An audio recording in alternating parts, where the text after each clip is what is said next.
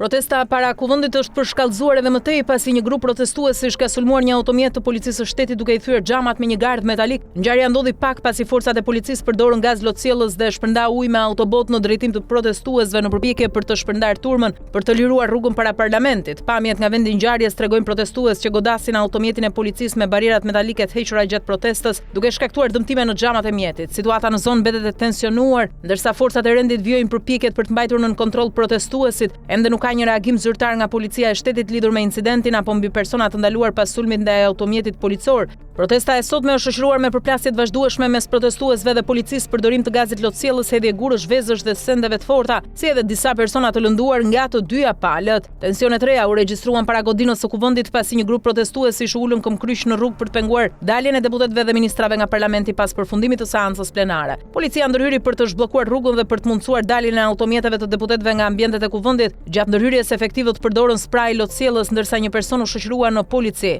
Një pjesë e protestuesve u kundërpërgjigjen duke hedhur sende në drejtim të forcave të rendit. Situata mbetet e tensionuar ndërsa në zonë vijojnë të jenë pranishme forca të shumta policore, që sipas informacioneve të fundit kanë nisur arrestimet në masë të protestuesve. Për situatën reagoi pak minuta më parë edhe vetë kryeministri Edi Rama. Protesta e bukur e qytetarisë dhe dashurisë pas tërtisja ka lënë vendin tani më filmit të vjetër të konfliktit Sherrit Dunës, ku thonjtë politikës së dështimit dhe zemërimit po dalin në pa me pislëkun e tyre karakteristik, shkroi kryeministri. Edhe në takimin e sotëm me pensionistët Rama foli për protestën qytetare që ka mbi një muaj që zgjat, duke i quajtur organizatorët e saj sharlatan, deliran dhe dështak. Të njëjtën gjuhë përdori edhe kreu i grupit parlamentar socialist Auland Balla, i cili cilsoi si kriminal organizatorët e kësaj proteste të dhunshme. Madje Balla lat kuptohej se nuk fshihet vetëm Irani pas kësaj proteste, por edhe qarqe nga Kremlini.